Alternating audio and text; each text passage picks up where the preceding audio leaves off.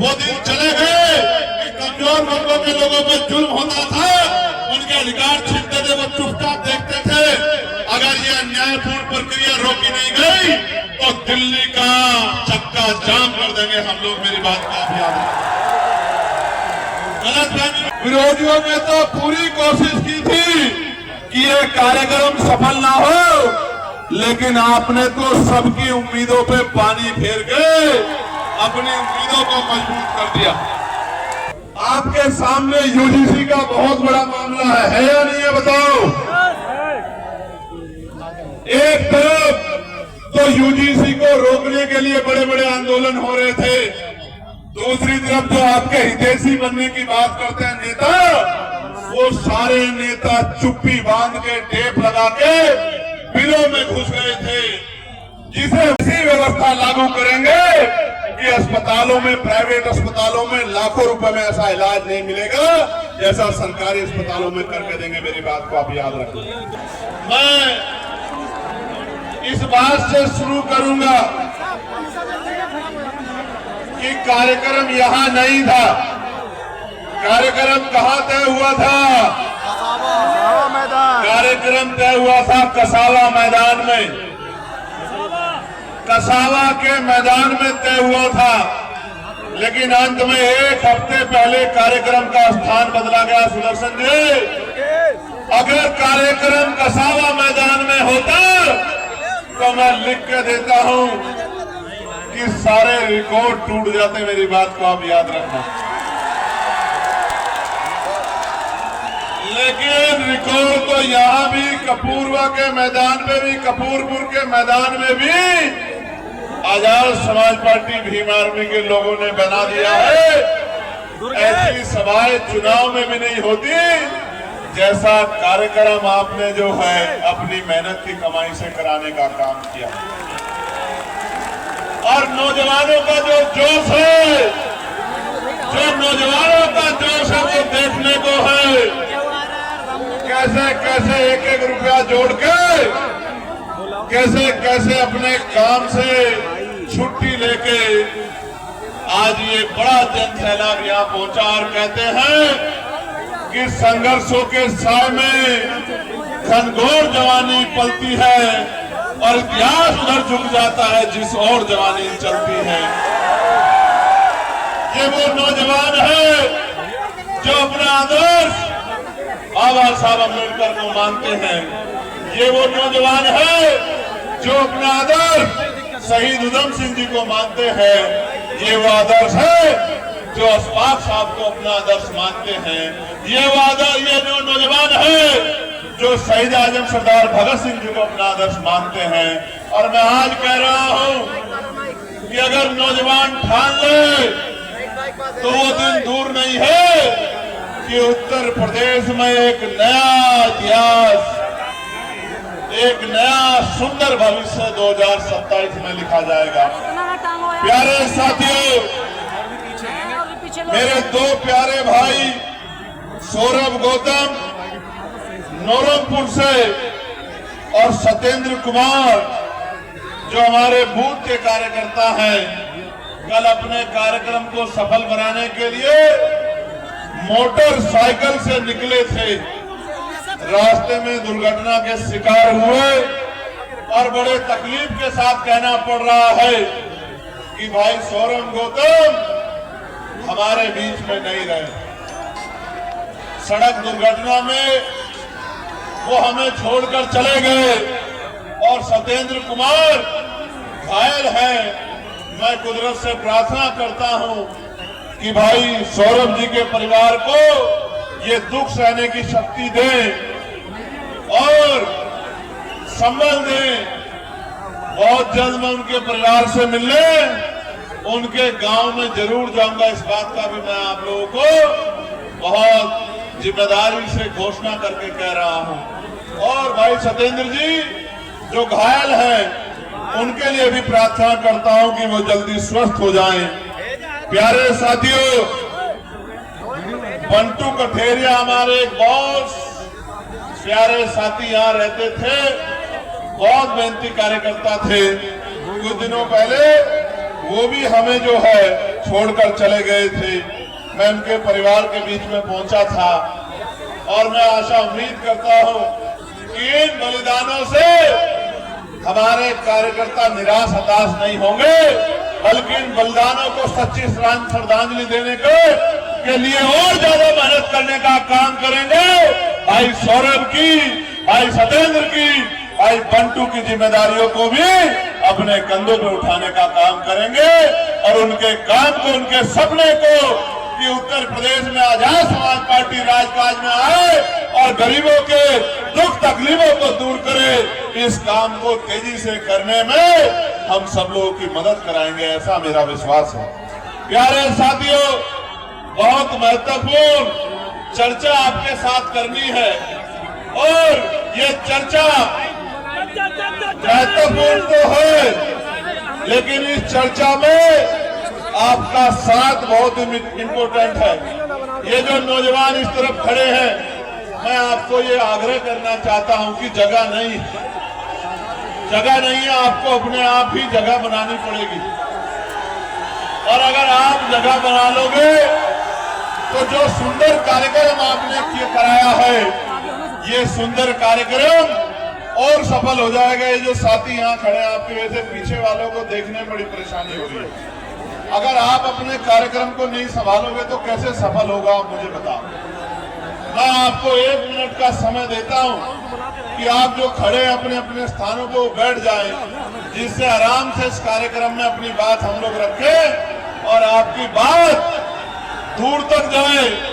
जो ना दिखाना चाहे उसकी भी मजबूरी हो जाए कि वो आपकी ताकत को दिखाने का काम करे, और जो दिखाना चाहे उसका तो हम लोग धन्यवाद करेंगे ही। ये जो बीच में साथी है, इनको मदद थोड़ी सी करानी पड़ेगी। अगर ये नहीं कराएंगे तो बेकार हो जाएगा पूरा कार्यक्रम। थोड़ी सी व्यवस्था आप लोग नीचे बैठ के करा दो तो फिर आसान हो जाए। मैं मानता हूं कि आपके आगे सारे मैदान छोटे हैं, मैं इस बात को मानता हूं। कोई मैदान दे दिया जाए, वो मैदान आप सुबह निकलते ही उसको पूरे को मैदान को भर दोगे अपनी ताकत से, ये मैं मानता हूं। लेकिन मेरा आग्रह है कि अगर आप बैठ जाओगे तो फिर आसानी हो जाएगी देखने में कि कहां तक हमारे लोग मेरी बात को सुन रहे हैं, कहां तक आवाज जा रही है। जरा एक बार बता देना, जहां तक आवाज जा रही है जरा हाथ उठा के एक बार आवाज बता देना मुझे। बस ये कुछ गैर जिम्मेदारी कर रहे हैं नौजवान, बाकी तो सब मान गए हैं। यहाँ कुछ गैर जिम्मेदार नौजवान हैं। आपका फोटो मैंने देख लिया, लेकिन अब आप बैठ जाओ, वरना मैं मानूंगा कि आप बहुत जिम्मेदार साथी नहीं हो। फिर मैं इस बात को मानूंगा, फिर मैं मानूंगा कि आप अपने फर्ज को अदा नहीं कर रहे हो। आप तो दुश्मन की मदद जैसा काम कर रहे हो।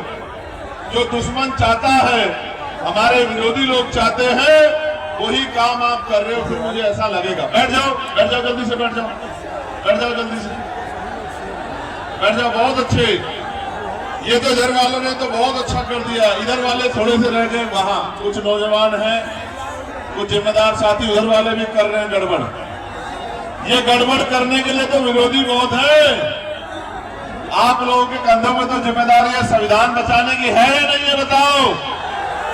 तो जो लोग संविधान से प्यार करते हैं वो बैठ जाओ, वो एक भी आदमी खड़ा नहीं होना चाहिए, जहां जगह मिले बैठ जाओ। और जो संविधान को नहीं मानता वो खड़ा रहो, उसको मैं मानूंगा कि वो संविधान से प्रेम करने वाला नहीं। अब तो कुछ दिखाई दिया है बहुत पीछे तक का, और ये बीच वाले थोड़ा सा व्यवस्था करा देंगे तो ठीक हो जाएगा।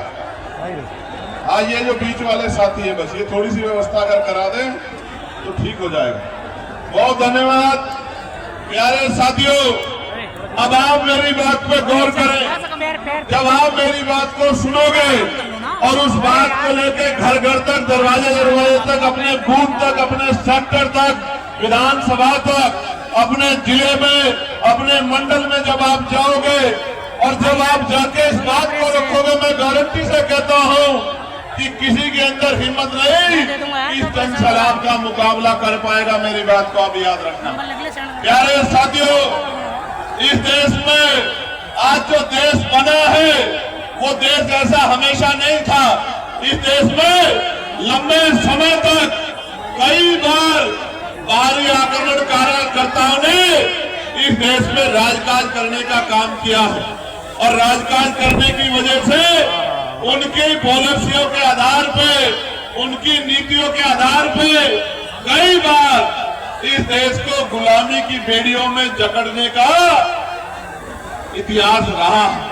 आज समय आ गया है कि हम इतिहास को पढ़ें, इतिहास से सीख लें और अपने वर्तमान को मजबूत बनाएं और अपने भविष्य को इनकलाबी बनाकर रख दें, अपने भविष्य को मजबूत कर दें। प्यारे साथियों, इस देश में लोकतंत्र पहले नहीं था और जब तक लोकतंत्र नहीं था, गरीब, किसान, कमजोर, नौजवान, दलित, पिछड़े, आदिवासी और तमाम तरह के कमजोर वर्गों के लोगों को मुख्य धारा में आने का मौका नहीं मिलता था। प्यारे साथियों, इस देश में अगर बाबा साहब अम्बेडकर, राष्ट्रपिता ज्योतिबा फूले, छत्रपति साहूजी महाराज, ईवी पेरियार रामास्वामी नायकर, कल्याण ललई यादव, बाबू जगदेव प्रसाद कुशवाहा, जननायक कपूरी ठाकुर, मामना रामसू वर्मा, चौधरी महाराज सिंह भारती, सर छोटू राम, चौधरी चरण सिंह जी, मान्यवर दीना भाना वाल्मीकि जी और मेरे गुरु मान्यवर काशीराम जैसे बहादुर योद्धा पैदा ना होते तो ये हक वंचित समाज आजादी तो होती लेकिन सांस नहीं ले पाता अपनी आजादी के साथ। प्यारे साथियों, बाबू सिंह चौरसिया, परमानंद लोधी जी, सतराम बीए प्रजापति जी, तमाम महापुरुषों ने अपने जीवन का एक एक मिनट इसी बात के लिए निछावर कर दिया। अपने बच्चे कुर्बान कर दिए, अपनी जवानी कुर्बान कर दी, अपना सुख चैन कुर्बान कर दिया और इस बात के, इस नारे के साथ कि अगर मैं अपने और अपने बच्चों की परवाह करूंगा तो फिर मेरे समाज का, बहुजन समाज का क्या होगा, मेरे करोड़ों बच्चों का क्या होगा। संत गाडगे जी महाराज, नारायण गुरु, तमाम हमारे महापुरुषों ने अपना पूरा जीवन लगा दिया कि इस हक वंचित समाज को मान सम्मान का जीवन मिल जाए। और साथियों, लोकतंत्र मांगने से नहीं मिला, इसके लिए डिबेट हुई है और डिबेट में बाबा साहब अम्बेडकर ने आपका नेता बनकर डिबेट में चुनौतियों को स्वीकार करके इस देश में लोकतांत्रिक व्यवस्था कराने का काम किया है। इस देश के प्रत्येक नागरिक को गौर से सुनना, ये बातें आपको टीवी में नहीं मिलेगी, गौर से सुनना, ये बातें आपको अखबारों में नहीं मिलेगी, क्योंकि टीवी और अखबार तो आजकल वो काम कर रहे हैं जो सरकार कह रही है। असली टीवी अखबार तो ये गरीब खाटी पत्रकारिता करने वाले बहुजन मीडिया के लोग जो कहता हूं उसी बात को दिखाते हैं, वरना बहुत जगह तो मैं कहता कुछ और दिखाते कुछ और। प्यारे साथियों, गौर से सुनो, बड़े बुजुर्ग बड़ी संख्या में यहाँ बैठे हैं, आज वो अपना आशीर्वाद देने मुझे देखने और सुनने आए हैं। मैं उनको बताना चाहता हूँ, इस देश में 1919 से पहले कोई भी SC ST OBC का आदमी वोटिंग राइट नहीं रखता था। और आपको जान के अचरज होगा, सिर्फ SC ST OBC का नहीं, इस देश में किसी भी जाति धर्म की महिलाएं वोट का अधिकार नहीं रखती थी। फिर इस देश में सवाल खड़े हुए, मॉन्टेगो चेमफोर्ड सुधार समिति बनी, सुधार समिति के सामने कई विषय रखे गए कि नए वोटर को शामिल किया जाए। नए वोटर कौन? वो जो लगान देते हैं, वो जो बहुत पढ़े लिखे हैं, वो जो बहुत पैसे वाले हैं, वो जो बहुत बड़े उद्योगपति हैं, वो जो राजा महाराजाओं के परिवार से आते हैं। और कुल मिला के 1919 से पहले 3% लोग वोट करते थे। कितने परसेंट लोग? जोर से बताओ, आवाज जानी चाहिए कन्नौज तक, नहीं लखनऊ तक नहीं जा रही है, जोर से बताओ पहले कितने परसेंट लोग? 3% लोग।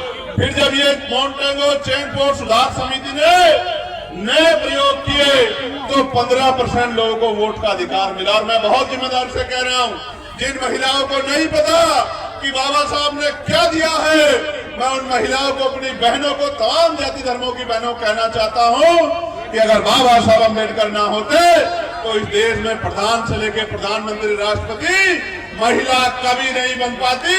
मैं चैलेंज करके, ऐलान करके कहता हूं, और डिबेट करो जिसको जानकारी नहीं। तो बाबा साहब अम्बेडकर ने क्या किया? बाबा साहब अम्बेडकर ने ये किया कि 1928 में उन्होंने बहिष्कृत हितकारिणी सभा के जरिए एक ज्ञापन दिया।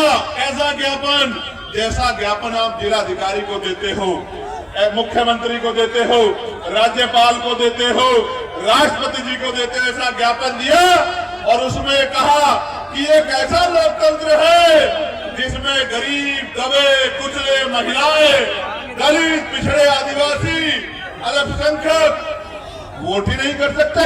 और जो वोट ही नहीं कर सकता वो चुनाव कैसे लड़ सकता? इसी बात को समझ लो भाई। अगर आप में से कोई वोटर नहीं है तो क्या वो भारत का कोई भी चुनाव लड़ सकता है? लड़ सकता है?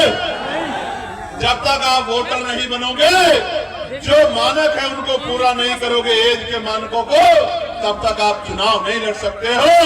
इसलिए बाबा साहब अम्बेडकर ने फिर गोलमेज कॉन्फ्रेंस से पहले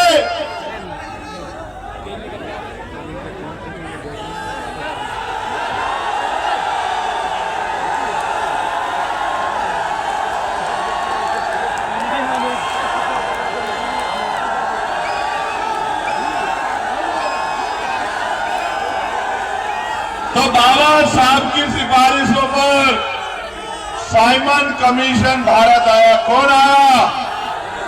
कौन आया? Simon commission. साइमन कमीशन कौन था?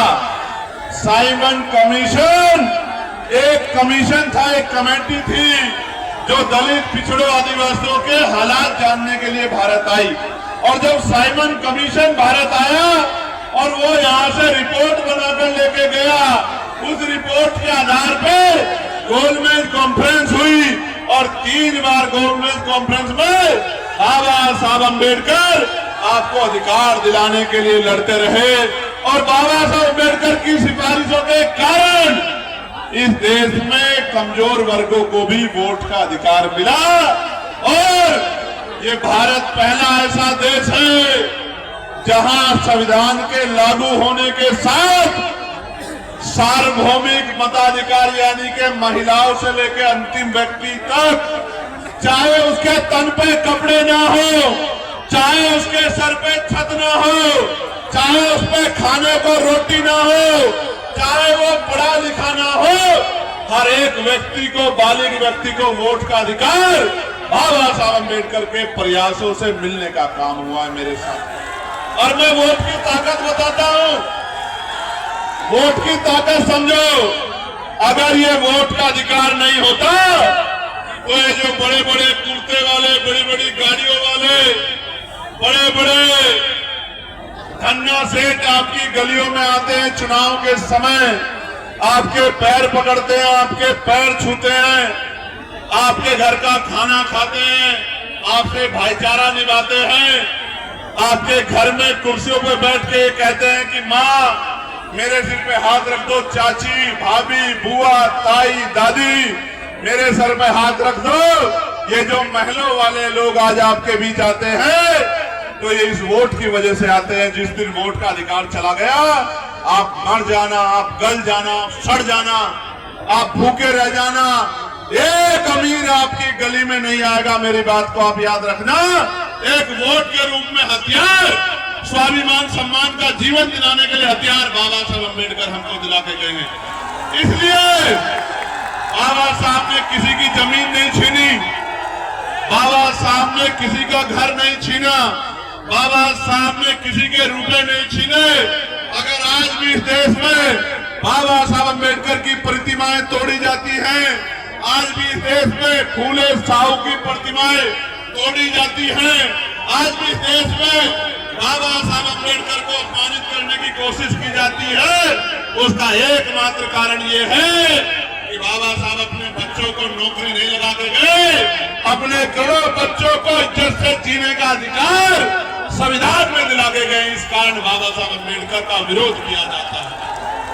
प्यारे साथियों, ये थोड़े से लोग पूरे कार्यक्रम को डिस्टर्ब कर रहे हैं। मैं चेतावनी के साथ इनको कहना चाहता हूं कि अगर ये मेरे लोग हैं तो अपनी जगहों पर बैठे, वरना मैं मानूंगा कि ये मेरे लोग नहीं है, और फिर मैं ये मानूंगा कि जो लोग मेरे नहीं है वो इस कार्यक्रम को खराब करने के लिए यहाँ आए। ये जो इस पूरी पंक्ति में लोग हैं, इनकी वजह से पूरा कार्यक्रम डिस्टर्ब हो रहा है, ये स्वीकार नहीं किया जा सकता है। मैं पुलिस प्रशासन के भाइयों से आग्रह करूंगा कि इनको बिठवाइए। इनकी वजह से यहाँ से लेकर वहां तक डिस्टर्ब हो रहा। बैठिए आप लोग, बैठे, मजाक समझ रहे हैं आप लोग। कार्यकर्ताओं ने एक पैसा जुटा इस कार्यक्रम को सफल बनाने के लिए, आप चंद मुट्ठी में लोग डिस्टर्ब करेंगे इसको? क्यों कर रहे हैं ऐसा? इनको बिठाइए, पुलिस के लोग इनको बिठाइए, बिठाइए, नहीं वरना मैं मानूंगा कि आप भी शामिल हो गए, जानबूझ के करवा रहे हैं। पुलिस का काम है व्यवस्था देखना।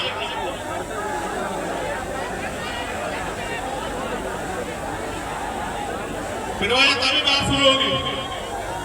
ये चंद मुट्ठी में लड़के खड़े होकर डिस्टर्ब कर देंगे पूरे कार्यक्रम को, ये ठीक कहाँ है?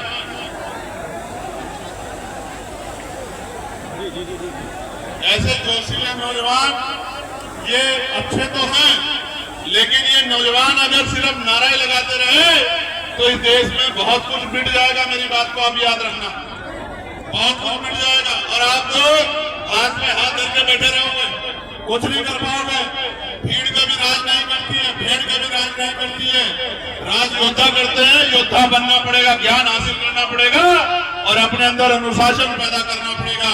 जब तक अनुशासन पैदा नहीं होगा कोई लड़ाई नहीं जीत पाओगे। लड़ाई तो बहुत दूर की बात है, अपनी शिक्षा भी प्राप्त नहीं कर पाओगे।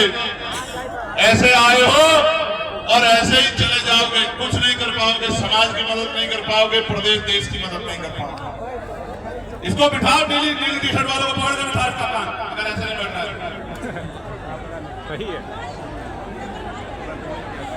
प्यारे साथियों, मैं ये कह रहा था आपसे कि बाबा साहब अम्बेडकर से जो विरोध है हमारे महापुरुषों से, वो विरोध इसलिए नहीं है कि उन्होंने किसी की जमीन छीनी है। उन्होंने आपको स्वाभिमान सम्मान का जीवन दिलाने का प्रयास किया है, इसलिए कुछ लोग इस देश में उनका विरोध करते हैं। और कुछ लोग इसी वजह से कि आप उनको मानते हैं, कुछ लोग इसी वजह से, मात्र इसी वजह से उनका सम्मान करने का दिखावा भी करते हैं। उनका सम्मान वही करता है जो उनके विचारों पे चलता है, जो उनके विचारों के खिलाफ चलता है, न वो उनका सम्मान करता है, न वो आपका अपना है। वो तो आपसे वोट की लालसा रखता है, इसीलिए वो बाबा साहब की बात करता है। वरना यहाँ वो भी लोग राजनीति कर रहे हैं जिन्होंने बाबा साहब अम्बेडकर के नाम पे बने स्मारकों को रातों रात बदलने का काम किया था। उन स्मारकों पे उनकी प्रतिमाओं को बदलने का काम किया था। मान्यवर काशीराम साहब के नाम पे बने मेडिकल कॉलेजों का नाम बदलने का काम किया था। राष्ट्रपिता ज्योतिबा फूले के नाम पे बने जिलों के नाम बदलने का काम किया था। गुरु रामदास जी के नाम पे बने जिलों का नाम बदलने का काम किया था। और जब प्रमोशन में रिजर्वेशन के लिए कर्मचारी लड़ रहा था तो प्रमोशन में कर्मचारियों को खून के आंसू दिलाने वाले लोग भी आज आपके हितैषी होने की बात कर रहे हैं। आपको समझना पड़ेगा, आपको समझदारी दिखानी पड़ेगी। अगर आपने दोस्त दुश्मन में फर्क नहीं महसूस किया तो दोस्त दुश्मन दोस्त बन के कब आपकी पीठ में छुरा घोल देगा आपको पता भी नहीं लगेगा। एक तरफ हम लोग हैं जो कप्तान के परिवार को नहीं जानते, जो सोनू कश्यप के परिवार को नहीं जानते, जो कौशाम्बी की अपनी पाल बहन के परिवार को नहीं जानते, विशंबर प्रजापति के परिवार को नहीं जानते, आकाश पूजा के परिवार को नहीं जानते, पहलवान बेटियों के कभी घर नहीं गए, लेकिन जब उनके ऊपर अन्याय की कोई भी लाठी पड़ती है, उनके पर जुल्म होता है तो जान की बाजी लगा के उनके लिए लड़ने के लिए जाते हैं। एक तरफ वो लोग हैं और एक तरफ वो लोग हैं जो चुनावी फायदे के लिए तमाम तरह के नारे बगड़ने का काम करते हैं। आपको सावधान होना पड़ेगा, क्योंकि ये वो लोग हैं जिनको राजकाज करने का जब मौका मिला तो आपके बच्चों को जो अधिकार मिल रहे थे, सरकारी ठेकेदारी में जो आरक्षण मिल रहा था, उन आरक्षण को खत्म करने का काम इन्हीं सरकारों ने किया। और तो और माननीय काशीराम साहब के नाम पे जो अवकाश रखा गया था, उस अवकाश को भी खत्म करने का काम, जो जाति के आधार पे तो बहुजन समाज के लोग हैं, लेकिन विचारधारा के आधार पे मनुवाद को मानने वाले लोग हैं, उन्हीं लोगों से हमें अब सावधान भी रहना। प्यारे साथियों, आपके सामने है किस तरह लोकतंत्र की हत्या की जा रही है।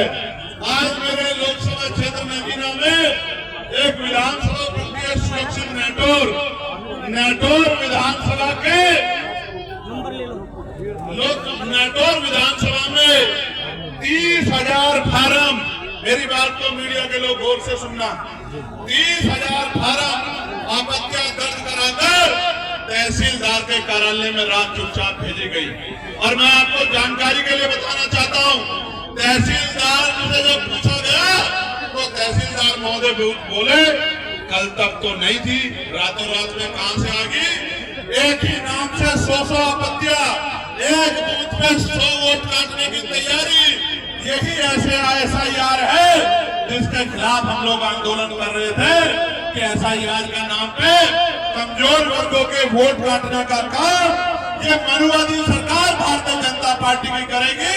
और इस सरकार को अगर ये हमारे वोटों को छीनने काम करेगी, इस सरकार को, उस व्यक्ति को बुलाया गया तो उसने कहा कि भाई मैंने तो कोई आपत्ति नहीं दर्ज कराई, मैंने तो कोई फार्म ही नहीं भरा, मेरे साइन भी नकली है, मेरी पासबुक से मिलवा लो, मेरे और डॉक्यूमेंट से मिलवा लो, मेरे आधार कार्ड से मिलवा लो, मेरे साइन ही नहीं है। इसका मतलब SIR की आड़ में भारतीय जनता पार्टी की सरकार अपने वोट विरोधी वोटों को, जिनमें दलित, पिछड़े, मुसलमान, आदिवासी वोटर है, ईसाई भाई है, उनके वोटों को काटने का काम कर रही है। मैं झलक करके कहना चाहता हूँ मुख्यमंत्री जी ने, प्रधानमंत्री जी से, वो दिन चले गए कि कमजोर वर्गों के लोगों पर जुल्म होता था, उनके अधिकार छीनते थे, वो चुपचाप देखते थे। अगर ये अन्यायपूर्ण प्रक्रिया रोकी नहीं गई तो दिल्ली का चक्का जाम कर देंगे हम लोग। मेरी बात का ध्यान, गलतफहमी में मत रहना, गलतफहमी में मत रहना। सरकार के लोगों कभी गलतफहमी में हो, गलतफहमी दूर कर लो। ये वोट मांगने से नहीं मिली, बाबा साहब अम्बेडकर के 4 बच्चों कुर्बानी से मिली है। एक भी वोट कटने नहीं देंगे, मेरी बात को याद रखना। और जो अधिकारी सम्मिलित होगा, राजकाज बदलेगा, और बिना राजकाज बदले भी जो अधिकारी सम्मिलित होगा, उसके दफ्तर के बाहर ऐसे धरना देने का काम करेंगे, उसको बताने का काम करेंगे कि आपको संविधान का उल्लंघन नहीं करना चाहिए। प्यारे साथियों, वोट आपका संवैधानिक अधिकार है, ये आपसे कोई नहीं छीन सकता है। इसलिए कह रहा हूं नौजवानों को, जो नौजवान बहुत नारे लगाते हैं, उनको जाके अपनी वोट की रक्षा करनी है, माँ बहनों के वोट की रक्षा करनी है, अपने अड़ोसी पड़ोसी की वोट की रक्षा करनी है, अपने क्षेत्र की वोट की रक्षा करनी है। अगर वोट की रक्षा नहीं करोगे तो चुनाव वाले दिन, जिस दिन वोट पड़ेंगे, वोट डालने जाओगे और आप पे वोट ही नहीं होगा, तो कैसे चंद्रशेखर को, आजाद समाज पार्टी को, कैसे भीम आर्मी को, कैसे गरीबों, मजदूरों, दलितों, पिछड़ों, मुसलमानों, आदिवासियों को कैसे ताकत दोगे? कैसे अपनी गरीबी, बेबसी, लाचारी, बीमारी और तमाम तरह की जो टैक्सेज आपके ऊपर थोपे गए, इनको कैसे खत्म करोगे? कैसे अपनी बच्चियों की रक्षा करोगे? कैसे अपने बच्चों की रक्षा करोगे? कैसे अपनी जमीनों की रक्षा करोगे? कैसे अपने अधिकारों की रक्षा करोगे? क्योंकि 5 साल में एक ही बार मौका मिलता है। बताता हूं क्या मिलेगा। 2000 रुपए नहीं मिलेंगे, 5 किलो राशन नहीं मिलेगा, मैं गारंटी से कह रहा हूं। सुन लो एक बार, 5 किलो राशन नहीं मिलेगा, 2000 रुपए नहीं मिलेंगे, लेकिन आपके बच्चों को सरकारी स्कूलों में वो एजुकेशन मिलेगी जो प्राइवेट स्कूल 20,000 रुपए महीने की फीस लेकर भी नहीं दे पाएगा। मेरी बात को याद है। और ये प्राइमरी स्कूलों से शुरू होगा। बुनियाद मजबूत करेंगे, ऐसी शिक्षा व्यवस्था लागू करेंगे बड़े बड़े धन्ना सेठ भी सरकारी स्कूलों में अपने बच्चों का एडमिशन कराते फिरेंगे। मेरी बात को आप याद रखें। प्यारे साथियों, एजुकेशन सिस्टम अच्छा करेंगे और इतना मजबूत बनाएंगे आपके आने वाली नस्लों को। रामपुर में एक जैसे परिवारों से आते हैं। मेरे पास पॉलिटिकल पावर होती उस समय, मेरे पास पैसा होता तो आज मेरे पिताजी घर में बैठ के मेरे इस कार्यक्रम को देख रहे होते और अपने दिल से मुझे आशीर्वाद दुआ दे रहे होते। लेकिन इस बड़े सिस्टम ने, इस लूटमारी ने एक बेटे से उनके हीरो को, उनके पिता को छीन लिया। उसी दिन हमने तय किया था कि जब राजकाज बनेगा ऐसा हेल्थ सिस्टम लागू करेंगे, बड़ी से बड़ी बीमारियां, तमाम टेस्ट, तमाम रिपोर्टें, तमाम इलाज इतने कम पैसे में होगा कि किसी गरीब को अपनी जमीन गिरवी नहीं रखनी पड़ेगी। किसी गरीब को अपने बहन मां को अपने जेवर में गिरवी रखनी पड़ेंगे। किसी बहन बेटी को कर्ज नहीं मांगना पड़ेगा। इस कर्ज को उतारने में 10 साल उनके सर के बाल नहीं उड़ेंगे, उनके चप्पलें नहीं घिसेंगी। मैं वचन देके आपसे कह रहा हूं, चंद्रशेखर आजाद व्यक्तिगत रूप से और आजाद समाज पार्टी संपूर्ण रूप से ऐसी व्यवस्था लागू करेंगे कि अस्पतालों में, प्राइवेट अस्पतालों में लाखों रुपए में ऐसा इलाज नहीं मिलेगा जैसा सरकारी अस्पतालों में करके देंगे। मेरी बात को आप याद रखें। प्यारे साथियों, क्या मिलेगा? प्यारे साथियों, बटन दबाने से मिलेगा। अभी गुजरात में 2 दिन पहले एक दलित समाज का दूल्हा बारात निकाल रहा था, घोड़ी पे तलवारों से हमला करके मारा, पीटा। यहाँ उत्तराखंड में दीपक नाम का हमारा साथी, मेरी परसों से बात हुई, वो गुंडागर्दी को रोकने के लिए आगे आया तो पुलिस ने दबाव बना के झूठा मुकदमा उसके खिलाफ करा दिया। गरीबों को जो जमीनें मिली थी उन जमीनों पे भूमाफियाओं ने कब्जा कर लिया। कब साड़ में आपकी बच्ची को दरिंदे उठा ले गए, उसकी बहादुर शेरनी मां ने रोकने का काम किया तो फरसे से उसको काट कर मार दिया। सोनू कश्यप, मेरे भाई को, सोनू कश्यप को जिंदा जला दिया, चंद पैसों के लिए जिंदा जला दिया। और जब मैं मिलने गया पुलिस की बाड़ लगा के मुझे रोकने का काम किया। अगर बांग्लादेश में एक दलित की जान जाती है तो सब रोते हैं। मुझे तो तकलीफ होती है, मैं रोता। मैं तो सरकार से आवाज उठा कहता हूँ कि न्याय दिलाओ, लेकिन जब यहाँ दलितों, पिछड़ों, आदिवासियों का दमन होता है तो कोई नहीं बोलता। एनसीआरबी का डाटा कहता है कि लाखों महिलाओं से रेप हत्या होती है। किसकी माएं हैं वो, किसकी बहनें हैं वो, किसकी बच्चियां हैं वो? मैं कह रहा हूँ बटन दबाने से मिलेगा कि किसी गुंडे की हिम्मत नहीं होगी किसी गरीब की बच्ची की तरफ आंख उठा के देख ले। मेरी बात को आप याद रखें। और अगर कोई गुंडागर्दी कर देगा तो पुलिस के भाइयों से कहेंगे कि इस गुंडे को ऐसा सबक सिखाओ कि दोबारा कोई गुंडागर्दी की सोच में अपने दिमाग में ना रहे। प्यारे साथियों, क्या मिलेगा बटन दबाने से? क्या बात आके बता दिए गांव में बटन दबाने से मिलेगा कि पढ़े लिखे नौजवानों को रोजगार मिलेगा, उनको किसी का आगे हाथ नहीं फैलाना पड़ेगा। मेरी बात को आप याद रखें। क्या मिलेगा बटन दबाने से? बटन दबाने से प्राइवेट सेक्टर में 98% प्राइवेट सेक्टर में आरक्षण व्यवस्था लागू होगी। SC, ST, OBC के बच्चों को रिजर्वेशन जो है 98% प्राइवेट सेक्टर में मिलने का काम होगा। क्या मिलेगा बटन दबाने से? क्या मिलेगा? उद्योग धंधे लगेंगे आपके क्षेत्रों में और आपको 10 किलोमीटर के अंदर रोजगार मिलने का काम होगा। आपकी जेब में पैसा आएगा, आपको जीने का मौका मिलेगा। क्या मिलेगा बटन दबाने से? बटन दबाने से मिलेगा कि अपने महापुरुषों के जयंती के कार्यक्रम को, अपने महापुरुषों के धार्मिक उत्सव के कार्यक्रम को मनाने के लिए गली गली, चौराहे चौराहे धक्के नहीं खाने पड़ेंगे। अधिकारी बुला के परमिशन देगा और कार्यक्रम को सफल बनाएगा सुरक्षित रूप से। प्यारे साथियों, क्या मिलेगा? प्यारे साथियों, सबसे बड़ा वो मिलेगा जो बाबा साहब अम्बेडकर ने कहा कि आदमी भूखा तो रह सकता है लेकिन अपमानित होकर नहीं रह सकता। तो ये मिलेगा प्यारे साथियों कि स्वाभिमान सम्मान का जीवन मिलेगा, इज्जत से जिंदगी मिलेगी। जाति धर्म के आधार पर जो अन्याय हो रहा है वो अन्याय खत्म हो जाएगा। मेरी बात को आप याद रखना। प्यारे साथियों, कल जो है एक दिन पहले हमारी सरकार ने अमेरिका से एक डील जो है वो फाइनल की है। उस डील से क्या होगा मिनिमम शब्दों में बता रहा हूँ। डील में यह तय हुआ है कि 18%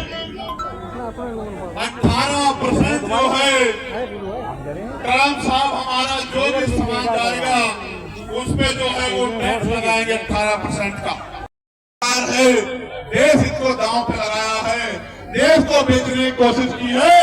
मैं ये बात आपको इसलिए बता रहा हूँ कि जब उनके लोग आएंगे वो आपको धर्म के आधार पे, जाति के आधार पे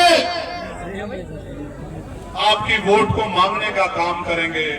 लेकिन 12 साल की सरकार 12 ऐसे काम नहीं कर पाई जिन पे 12 कामों पे ये कह सके कि हमने गरीबों के आंसू पोंछने का काम किया है। प्यारे साथियों,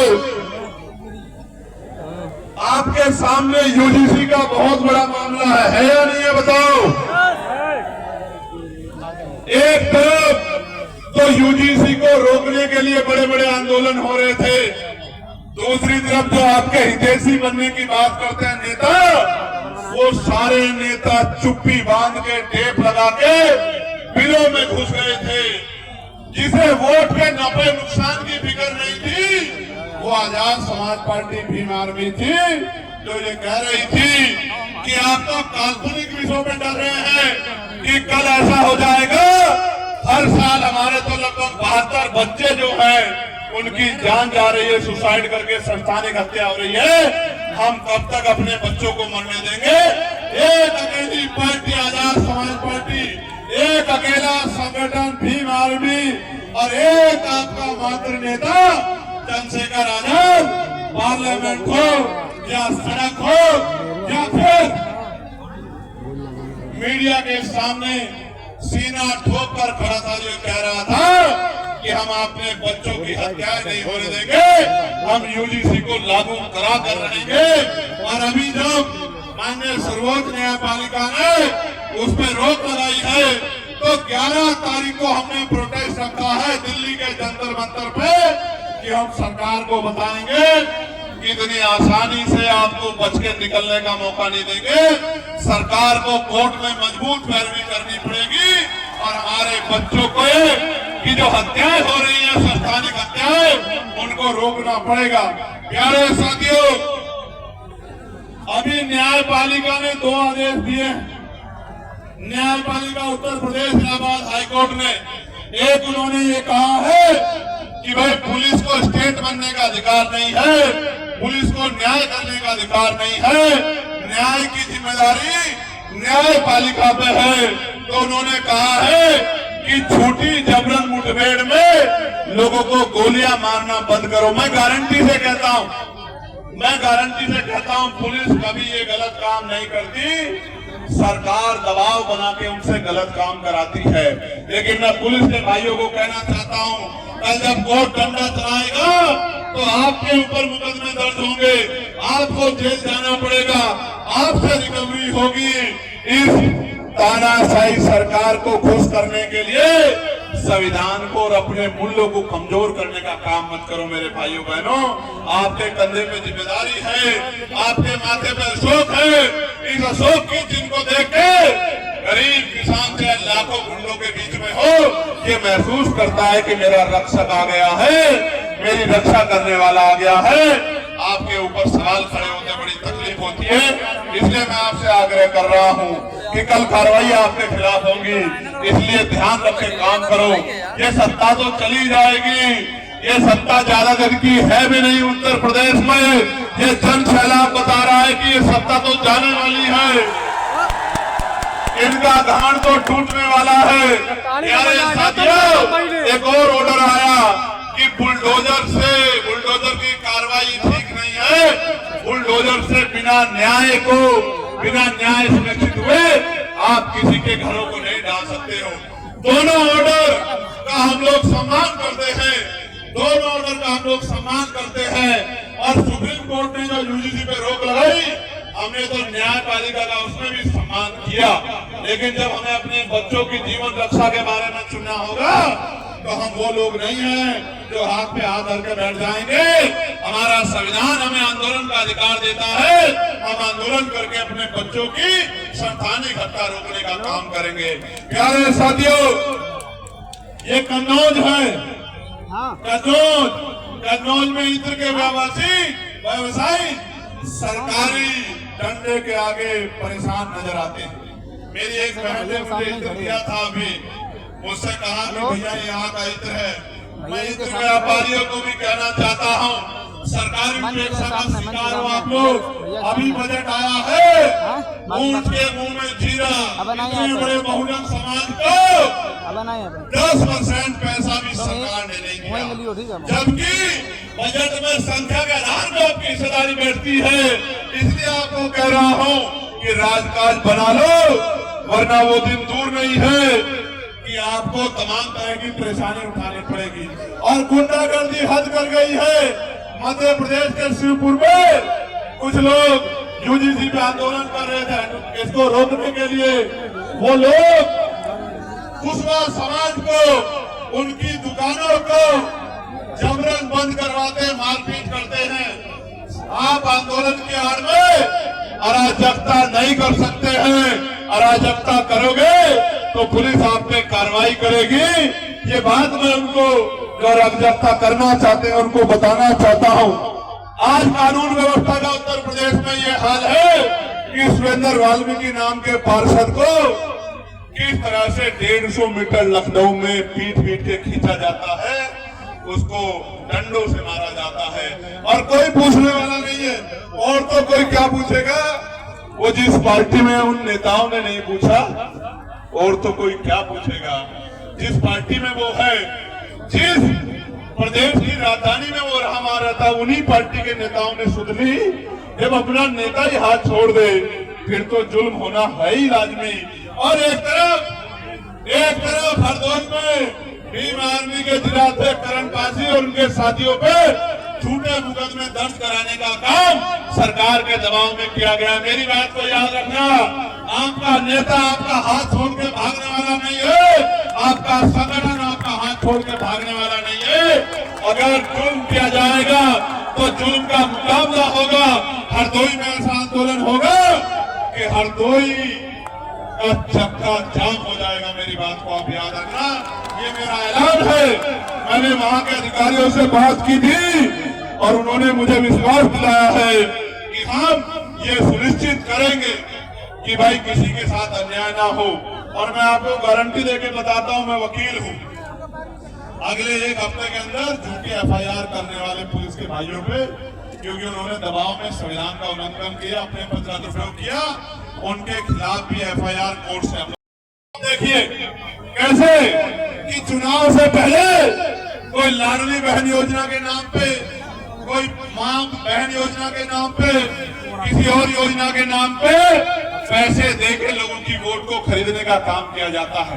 और जिन महापुरुषों को हम लोग मानते हैं, उन महापुरुषों ने कहा है कि वोट का अधिकार बिकने के लिए नहीं मिला, वोट का अधिकार गुलामी से मुक्ति के लिए मिला है। और उन्होंने ये भी कहा कि वोट को बेचना नहीं है, वोट को जिम्मेदार आदमी को सौंपना है। वोट को बेचने का मतलब है बहन बेटी को बेचना। इसलिए मैं आपको कहना चाहता हूँ, मैं पैसा गरीबों को मिले इसके खिलाफ नहीं हूँ, बिल्कुल खिलाफ नहीं हूँ। मैं तो चाहता हूँ गरीबों को पैसा मिले, मैं तो चाहता हूँ महिलाओं को सशक्त किया जाए। लेकिन चुनाव से पहले ही क्यों पूरे 5 साल सरकार हर महीने गरीब परिवारों को हजारों का लाखों रुपए दे, पूंजीपतियों को जो पैसा लुटाया जाता है वो गरीब परिवारों को दे, मैं उसका समर्थन करूंगा। लेकिन चुनाव के समय 2-3 महीने पहले वोट को खरीदने के लिए, आपकी वोट को खरीदने के लिए पैसा दिया जाता है। आप समझो, आज आपकी वोट को खरीदेंगे 20-30 हजार रुपए में, अगले 5 साल आपके बच्चों को जुल्म जाती है अत्याचार सहना पड़ेगा। आप समझो, इसलिए आपसे कह रहा हूँ कि अगर ये इतने हितैषी है तो 5 साल की योजना लागू करे और चुनाव के बाद भी उन योजनाओं को जारी रखें। प्यारे साथियों, नौजवानों से कहना चाहता हूं, नौजवानों से यहाँ से जब घर जाओ तो चैन से मत बैठना, एक एक घर घर जाना। जो बातें मैंने मंच से कही है इनको घर घर तक पहुंचाना, अपने संगठन को मजबूत करना, वोट की ताकत को बताना, वोट की ताकत से जो बदलाव होगा वो बताना, एक एक घर घर जाके माँ बहनों को, बड़े बुजुर्गों को तैयार करना और आजाद समाज पार्टी को ताकतवर बनाना। प्यारे साथियों, पार्लियामेंट में मैंने न्यूनतम वेतन जो है जो मिलता है उसमें वृद्धि हो उसके लिए आवाज उठाई। प्यारे साथियों, पुलिस के भाइयों को 8 घंटे की ड्यूटी मिले, सप्ताह में 1 दिन छुट्टी मिले, वेतन विसंगतियां दूर हो, बॉर्डर स्कीम खत्म हो, इसकी मांग उठाई। पीआरडी होमगार्ड जवानों के लिए वेतन वृद्धि की मांग उठाई, सुविधा मिले मांग उठाई। आशा आंगनबाड़ी बहनों को, भोजन माताओं को, पंचायत सहायकों को, रोजगार सेवकों को अच्छा वेतन मिले इसकी आवाज उठाई। किसान की आमदनी बढ़े इसकी आवाज उठाई। नौजवानों को अच्छी शिक्षा मिले इसकी आवाज उठाई। और अभी तो एक सांसद है आपका, जब आपके सांसदों की संख्या बढ़ जाएगी मैं गारंटी से कहता हूं कि ये सारी मांगे लागू होगी। पुलिस के भाइयों को भी मदद होगी, पीआरडी के जवानों को भी मदद होगी, आशा आंगनबाड़ी बहनों को भी मदद होगी, भोजन माताओं को, पंचायत सहायकों को, रोजगार सेवकों को भी मदद होगी। इसलिए आपको करना क्या है, आपको यहाँ से जाना, घर पहुंचना है, फिर घर से निकलना है, एक एक घर के जाकर मेरी बात को समझाने का काम करना है। जब आप मेरी बात को समझाने का काम करोगे फिर बदलाव होगा। करोगे नहीं करोगे बताओ? दोनों हाथ मांगे बताओ, वो जो वहां ऊंचे पे खड़े हैं और ये जो 2 लोग पेड़ पे चढ़े हुए हैं इस वजह से कि मैं इनका नाम लूं, और ये पेड़ भी इतना मजबूत नहीं है। देखो, देख रहे हो पेड़, ये पेड़ नहीं है। और देखो जान की बाजी लगा रहे हैं। इन्होंने देख लिया कि मैं सभा में देखता रहता हूं कि कौन कहां चढ़ा हुआ है, तो ये पेड़ पे चढ़ गए हैं। देखो, लेकिन मैं इनको भी ये कहना चाहता हूं कि पेड़ पे चढ़ने से काम नहीं चलेगा, मेहनत करने से काम आगे बढ़ेगा, मेहनत करने से ताकत बढ़ेगी। प्यारे साथियों, दक्ष यादव प्रत्याशी है हमारे स्नातक एमएलसी के आगरा जो जोन है उसके, मैं दक्ष यादव जी के लिए आपसे प्रार्थना करता हूं कि इनकी मदद करके इनको जिताने का काम करना, स्नातक एमएलसी चुनाव में इनको वोट देने का काम करना। और अब मैं आपसे आग्रह करूंगा कि आप यथासंभव जगह लेके अपने स्थान पे खड़े हो जाएं, अपने अपने स्थान पे खड़े हो जाएं। आइए तुम लोग आइए भैया। मेरे पास है और ये थाना है किसनी, एक मैनपुरी का मामला है। मैं दोनों के लिए संबंधित अधिकारियों से आग्रह करूंगा, मामले संवेदनशील हैं, जहां गरीबों की जमीन पे कब्जे हो रहे हैं। मैं आपसे आग्रह करूंगा कि इन दोनों एप्लीकेशनों को आप संज्ञान लें और इन दोनों एप्लीकेशनों में हमारे पदाधिकारियों से बात करके न्याय दिलाने में मदद कराएं।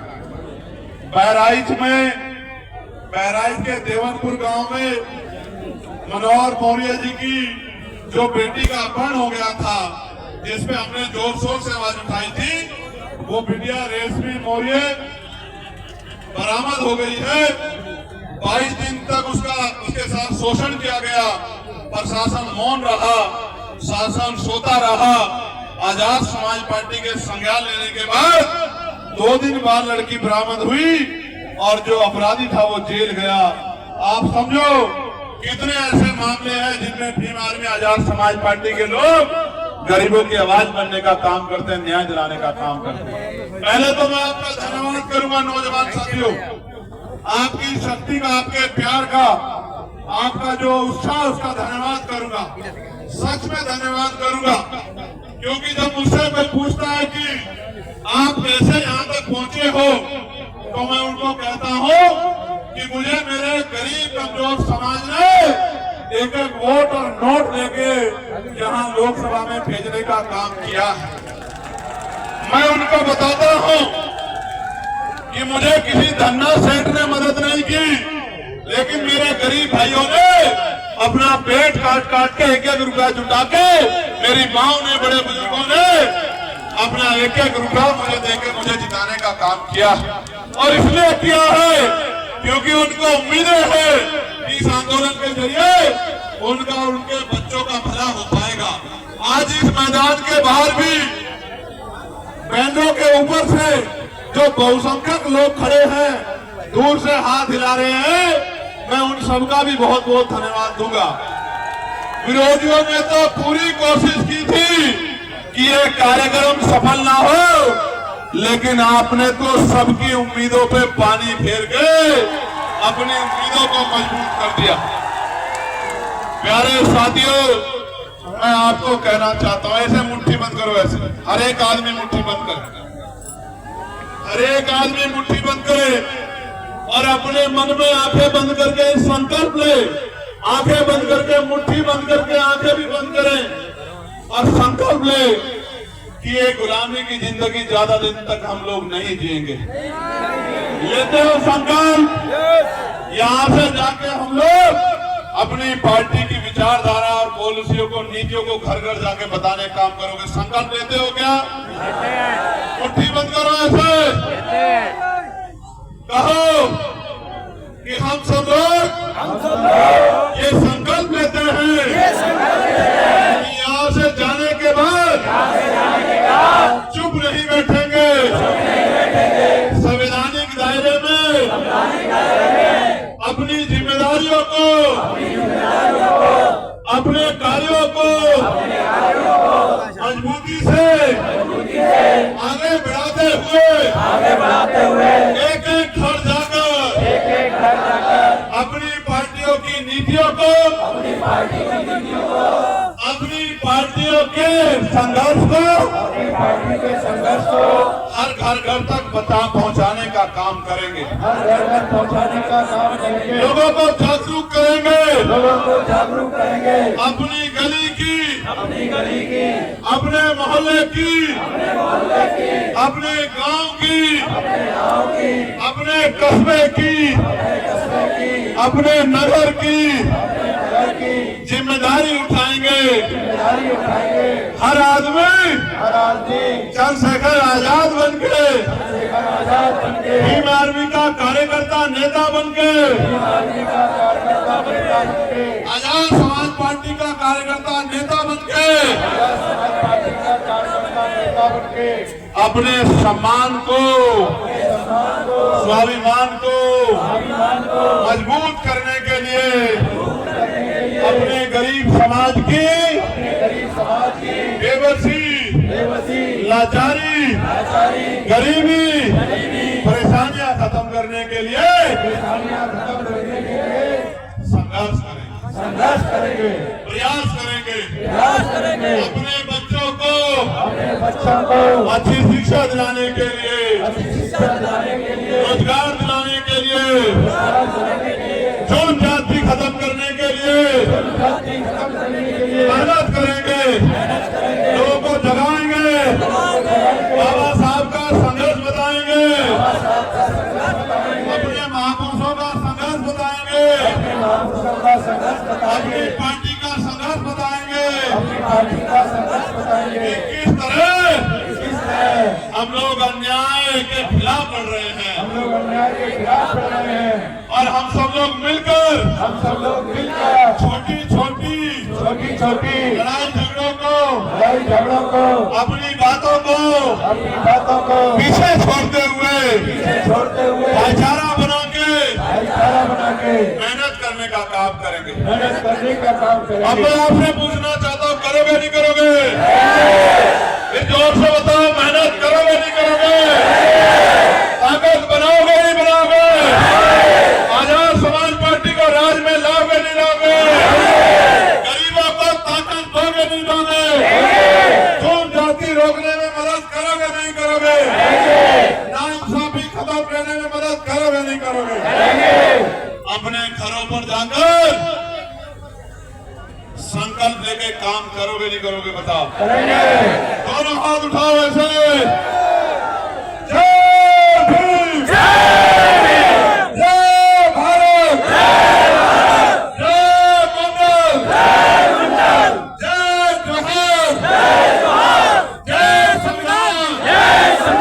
और आज मैं बहुत बहुत धन्यवाद करूंगा वीपी सिंह जी को भी, क्योंकि वीपी सिंह जी ने भले ही किसी कारणों पे कैसी परिस्थितियों में जो निर्णय लिया था मंडल कमीशन की सिफारिश से लागू करने का, उससे हमारे पिछड़े वर्ग के लोगों को सशक्तिकरण होने का मौका मिला है।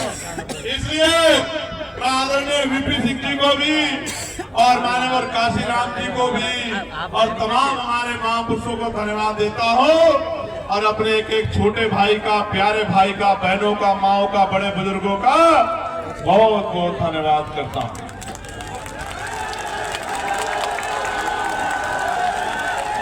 बताओ प्यार कब तो नहीं होगा? किसी की बातों में तो नहीं होगे? अपनी लड़ाई को कमजोर तो नहीं करोगे? धोखा तो नहीं खाओगे? वोट किसे जाएगा? अपने साथ 10-10 लोगों को तैयार करोगे नहीं करोगे? पक्का बताओ। मैं बहुत बहुत धन्यवाद देता हूं उनको भी, जिन्होंने अपनी मेहनत की कमाई से एक एक पैसा जुटा के इस कार्यक्रम को सफल बनाने का काम किया है। अपनी पार्टी के इस क्षेत्र के जिम्मेदार लोगों के तमाम नेताओं को, कार्यकर्ताओं को, पदाधिकारियों को, सबको मैं बहुत बहुत धन्यवाद देता हूं, क्योंकि उनकी मेहनत से ही ये दिन संभव हो पाया। बहुत बहुत धन्यवाद।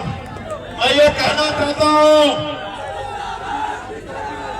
मैदान ही तो छीन लोगे, क्या दिल से भी निकाल पाओगे? क्या मैदान ही तो छीन लोगे, क्या चंद्रशेखर आजाद का प्यार कम कर पाओगे? क्या कर सकती है क्या सरकार कम? कर सकता है क्या कोई? पक्का मेहनत करोगे ना? वचन दो, जोर से वचन दो। अगर मेहनत करोगे तो मैं भी आपको वचन देता हूं, मेरी बात को गौर से सुनो, रिकॉर्ड करो। जब तक लहू का आखिरी कतरा रहेगा इस शरीर में, जब तक सांस चलेगी, आपके हक अधिकारों के लिए संघर्ष जारी रहेगा। मेरी बात को आप याद रखें। जब तक सांस में सांस रहेगी, आपके मान सम्मान से समझौता नहीं होगा। और अगर दलितों, पिछड़ों, मुसलमानों, आदिवासियों, बौद्धिस्टों, ईसाइयों पे, अन्य धार्मिक अल्पसंख्यकों पर अन्याय होगा, तो फिर जान की बाजी लगा के लड़ा जाएगा। मेरी बात का अभ्यास। बहुत बहुत धन्यवाद। जय भीम। आवाज कम आ रही है। जय भीम, जय भारत, जय मंगल, जय जोहार, भारतीय संविधान जिंदाबाद, हमारी पुलिस जिंदाबाद, हमारे सैनिक बल जिंदाबाद, हमारी सेना जिंदाबाद। और ये बाल देख रहे हो या नहीं देख रहे हो बताओ? ये बाल देख रहे हो नहीं देख रहे हो बताओ? और इस बाज की उड़ान से हलचल देख रहे हो नहीं देख रहे हो बताओ? और ये बाज क्या बताने आया है? ये बताने आया है ये गुरु गोविंद सिंह जी का बाज है, ये बाबा साहब अम्बेडकर का बाज है, ये क्रांति का बाज है। और ये आपकी ताकत की निशानी है कि इस बाज को भी यहाँ आके आपके सम्मान में पहरा देना पड़ा। ये आपकी निशानी। बहुत बहुत धन्यवाद प्यारे भाइयों बहनों।